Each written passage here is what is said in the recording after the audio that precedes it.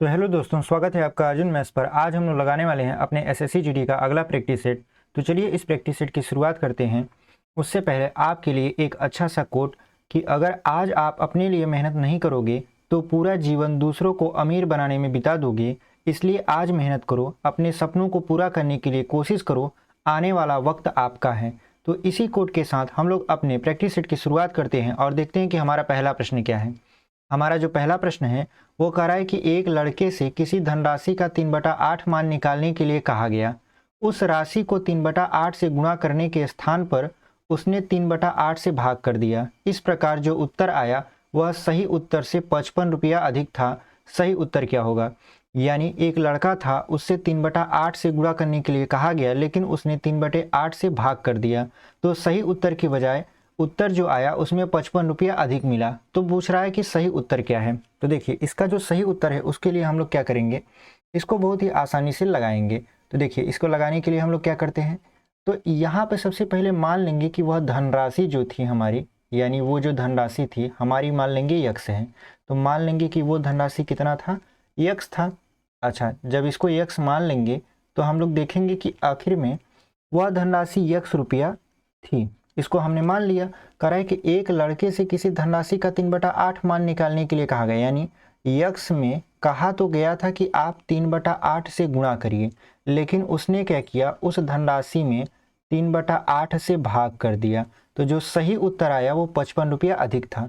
यानी ये जो भाग है इसको गुणा में करेंगे तो हो जाएगा 8 यक्स बटा के 3, और इसमें से यदि 3 यक्स बटा के 8 घटाएंगे तो ये आएगा 55 के बराबर।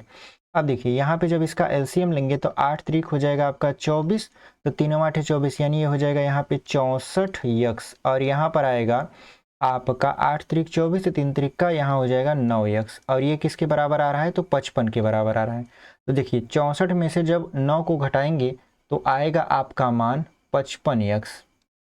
ये कितना हो गया आपका 55 यक्स, और बटे में कितना है आपका 24, बराबर है आपका 55 के। अब देखिए, 55 से 55 को आपने कैंसिल कर दिया तो कितना बचा, तो यक्स बराबर आया, इधर बचा 1, तो 1 का गुणा 24 में कराएंगे तो ये हो जाएगा 24। यानी वो जो धनराशि थी वो 24 रुपया थी। अब यहीं आप गलती करोगे।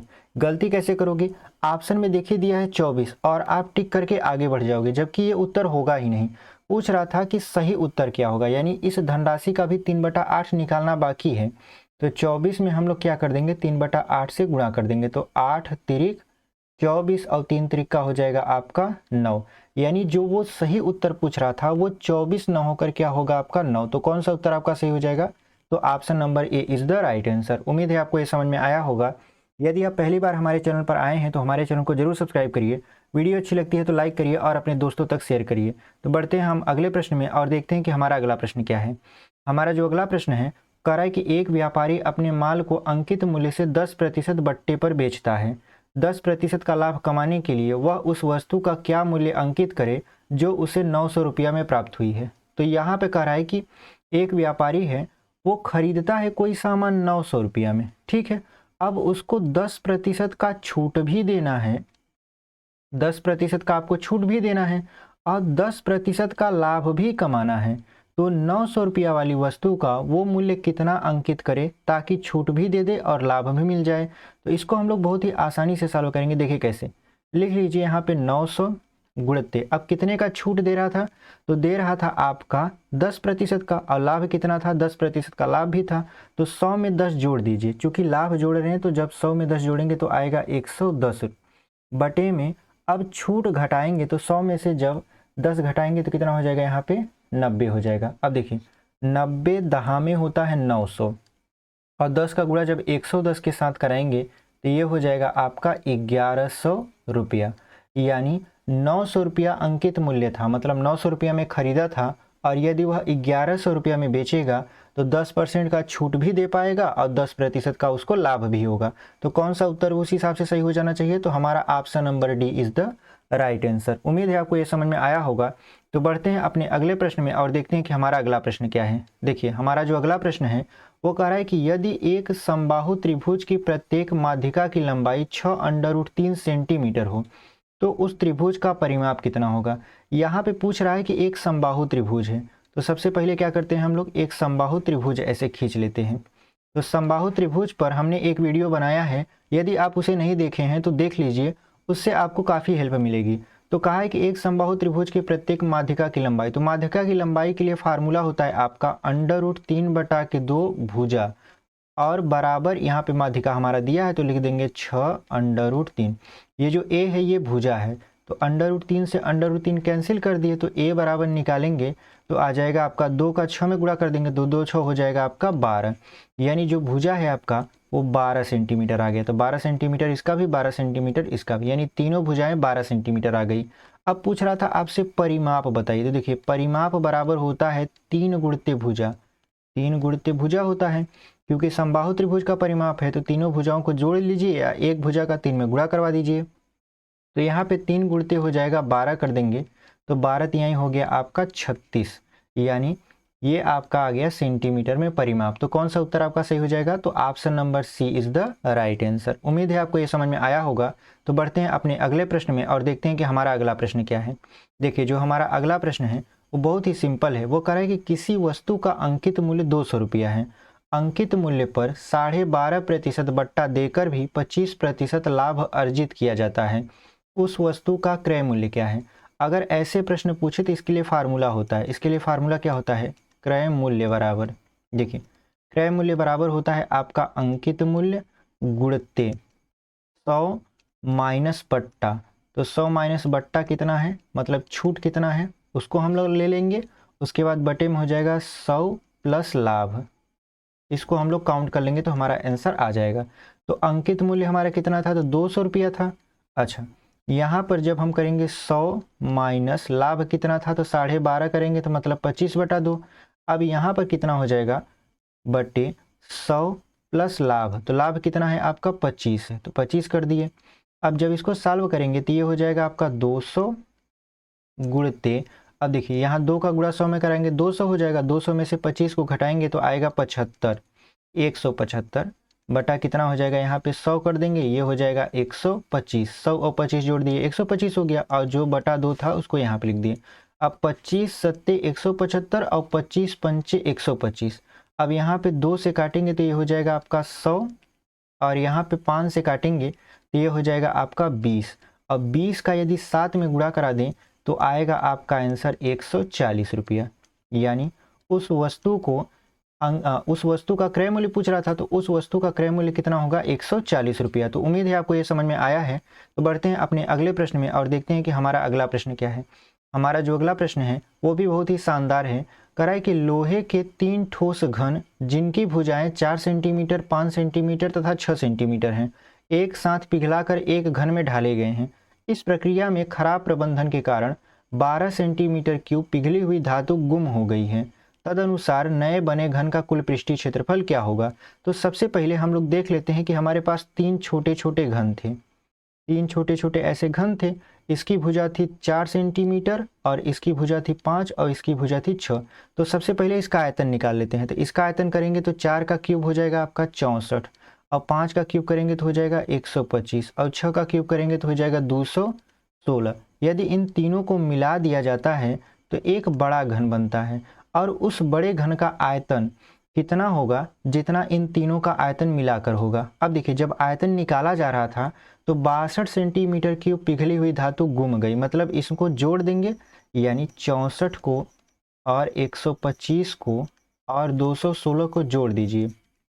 उसके बाद उसमें से 62 सेंटीमीटर घटा दीजिए, 62 सेंटीमीटर क्यूब, क्योंकि इतना धातु गुम हो गया है। अब यहाँ पे 125 और 216 को जोड़िए तो 6 5 11 हो जाएगा, और 2 1 3 1 4 हो जाएगा, और 2 1 3 341 हो गया। अब यहाँ पे 64 में से 2 को घटाएंगे तो बचेगा आपका +2। तो जब इसको जोड़ेंगे तो कुल मिला जुला के आएगा 343। 343 जो है वो बड़े वाले घन का आयतन है। तो बड़े वाले घन की भुजा क्या हो जाएगी? तो 343 का घनमूल निकालेंगे तो 7 आएगा। तो बड़े वाले घन की जो भुजा होगी वो 7 होगी। अब इसका पृष्ठीय क्षेत्रफल पूछ रहा था, तो पृष्ठीय क्षेत्रफल घन का होता है 6a², मतलब 6 गुणित भुजा स्क्वायर। तो 6 गुणे 7 का स्क्वायर कर देंगे तो 7 सत्ते हो जाएगा आपका 49, और 6 में जब 49 का गुणा करवाएंगे तो आएगा आपका 6 9 54, और 6 चौक 24, 24 और 5 हो जाएगा आपका 29, यानी आएगा 294 सेंटीमीटर। तो कौन सा उत्तर आपका सही हो जाएगा? तो हम देख रहे हैं कि 294 ऑप्शन नंबर ए में ही दिया है और यही हमारा उत्तर हो जाएगा। बढ़ते हैं अपने अगले प्रश्न की ओर, अब देखते हैं कि हमारा अगला प्रश्न क्या है और उम्मीद करते हैं कि आपको ये समझ में आया होगा। और यदि आप हमसे जुड़कर पढ़ना चाहते हैं तो आज ही हमारे चैनल को सब्सक्राइब करिए, क्योंकि हम एसएससी जीडी का ऐसे ही प्रैक्टिस सेट लेकर आते रहते हैं। तो देखिए हमारा जो छठवां प्रश्न है, कह रहा है कि 5 वर्ष पहले 4 लड़कों की औसत आयु 9 वर्ष थी।